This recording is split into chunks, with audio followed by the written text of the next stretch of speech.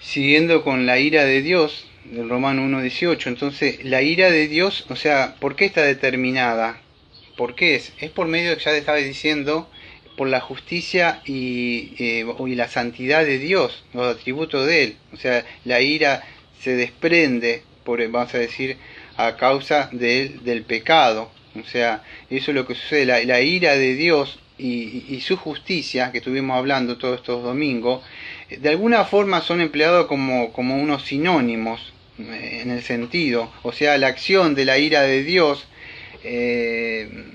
es una respuesta, vamos a decir, al pecado. Ahora, Él añadió la ira a su santa ley. Ustedes saben que como una sanción, como una violación de la ley de Dios. Dice, porque todo lo que están, los que son de las obras de la ley están bajo maldición, pues escrito está, maldito todo el que no permanece en todas las cosas escritas en el libro de la ley para hacerlas.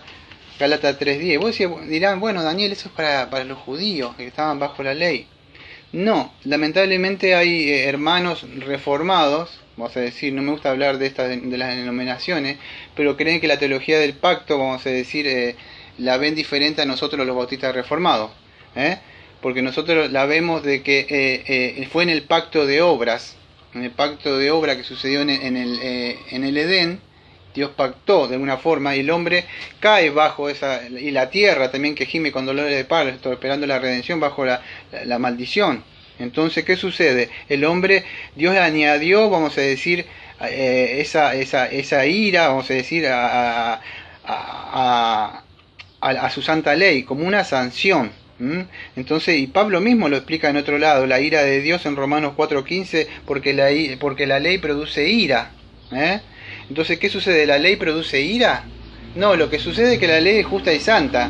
Lo que sucede es que la persona no puede guardar esos 10 mandamientos. Entonces la persona está bajo la ira. Y más que aquellos que quieren ser moralistas, que quieren portarse bien. Peor todavía, la encienden más. Entonces el hombre está bajo la ira, el hombre está bajo condenación. Yo no sé si se acuerdan hace años, yo por lo menos escuché un sermonazo del 1700, yo no me acuerdo si era Jonathan Edwards, que dijo, pecadores en manos de un Dios airado. Así se predicaba antes, no que Dios te ama. Y la persona corría a Cristo y decía, ¿qué haremos? ¿Qué haremos? Se agarraban. Y ahí le venía la gracia. 99 ley, 1 gracia. La persona corre sola, desesperada, porque ve su necesidad. Ve que está...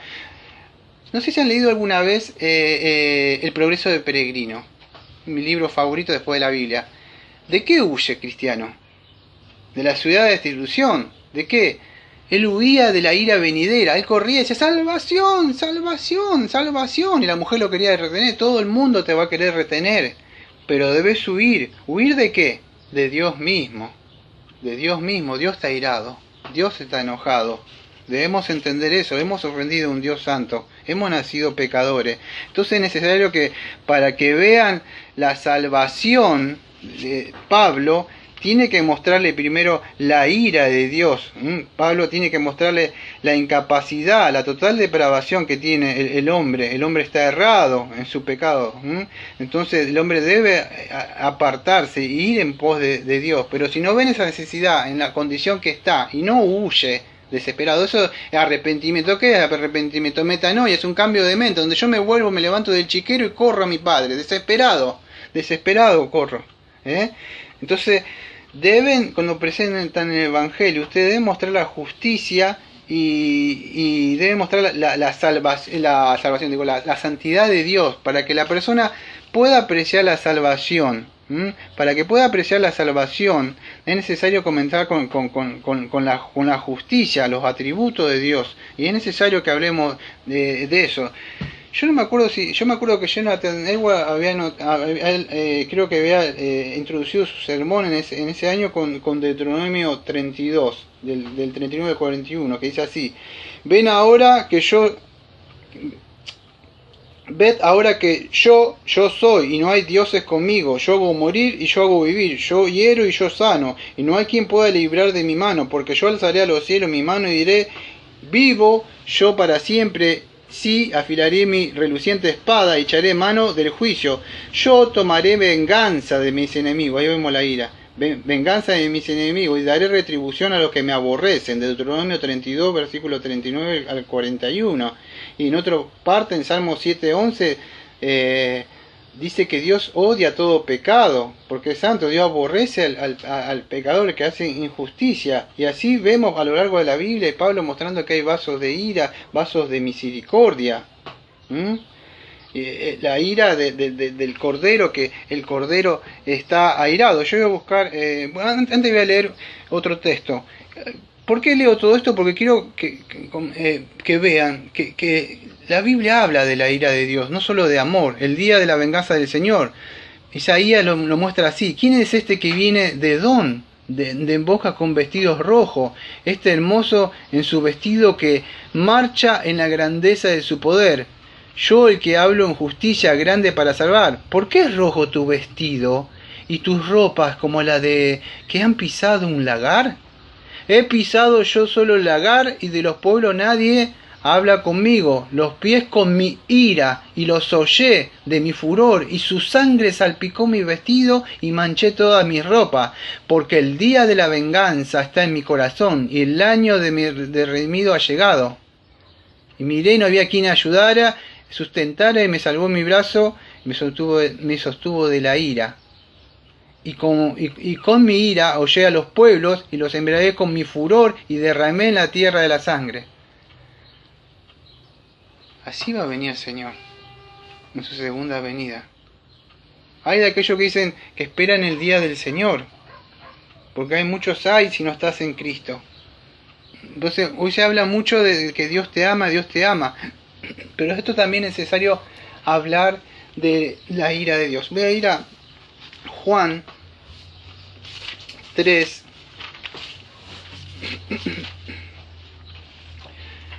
Y ustedes habrán escuchado muchas veces que en el versículo 16, que dice así: porque de tal manera amó Dios al mundo que ha dado a su Hijo unigénito para que todo aquel que cree no se pierda, mas tenga vida eterna.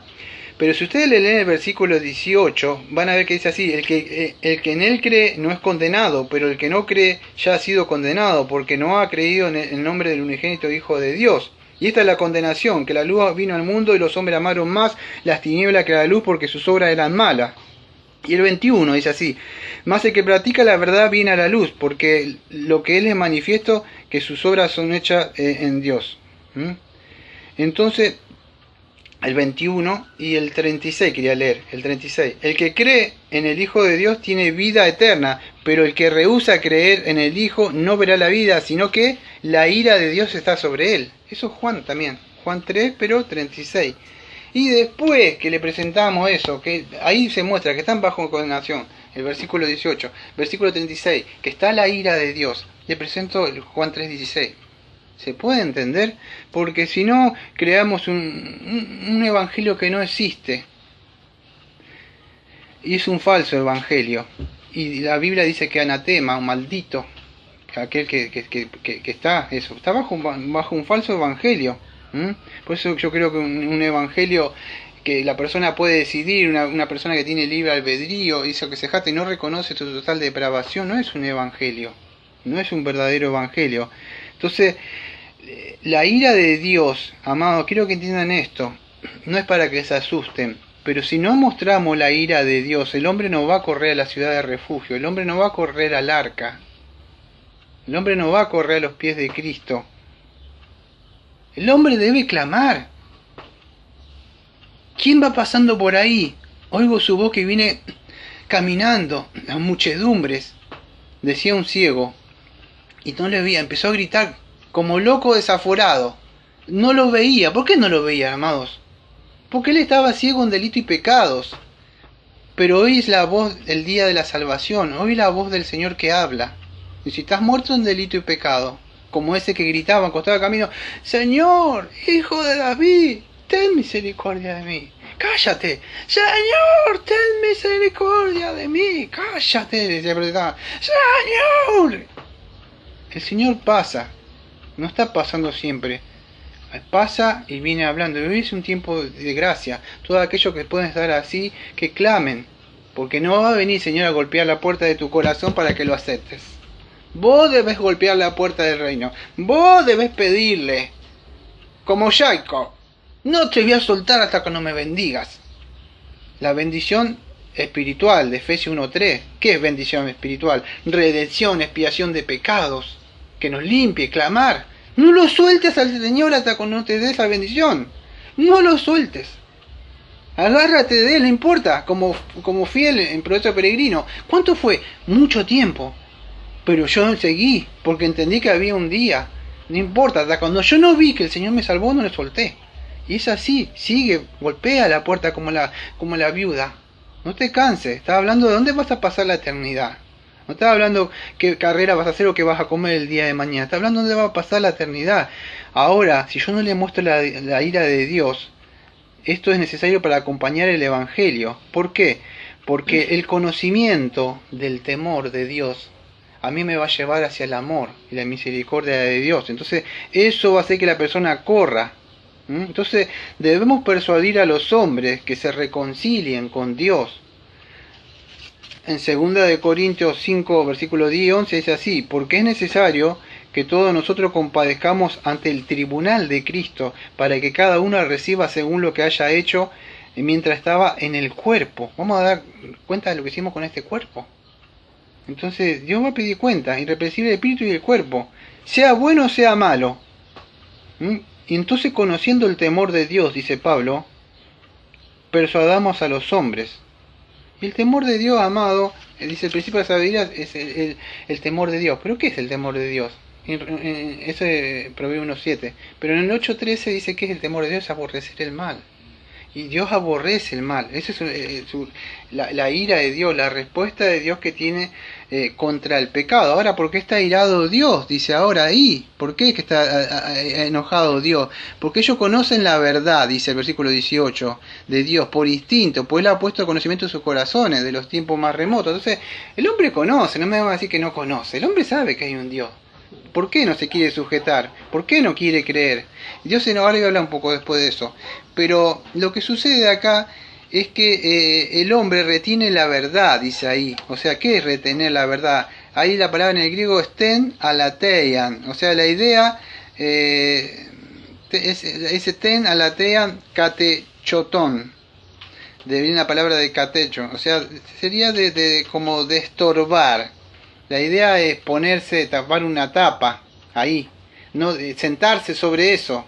Y eso hacían los fariseos, no dejaban entrar ni la verdad, retenía la verdad.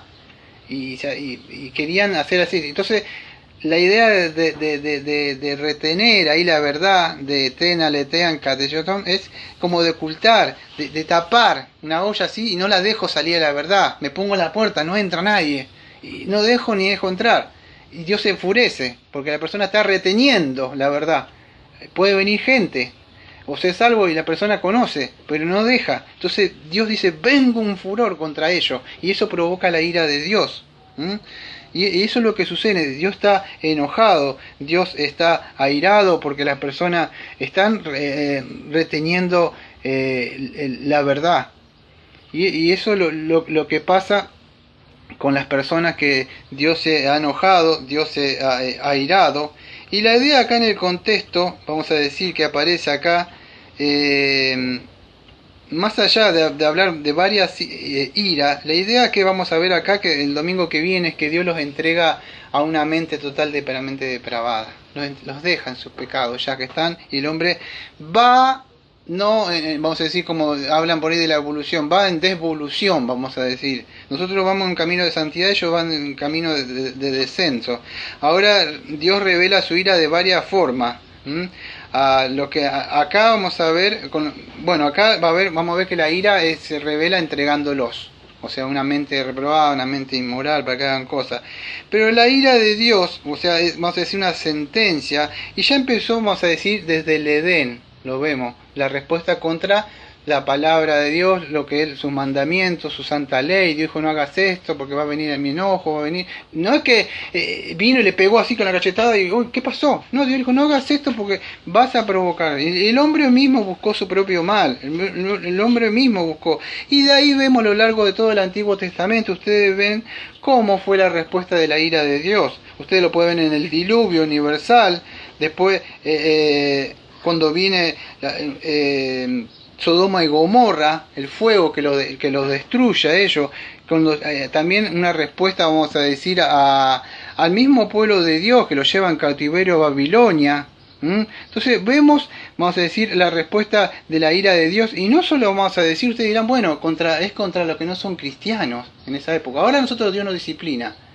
Pero fíjese que en esa época la revelación, la ira de Dios también se mostraba vamos a decir, contra los mismos pueblos de Dios que pecaba contra él, y se derramaba un juicio sobre, vamos a decir, sobre el propio pueblo, y Dios los entregaba a cautiverio. Entonces fíjese que Dios mismo los entregaba a ellos.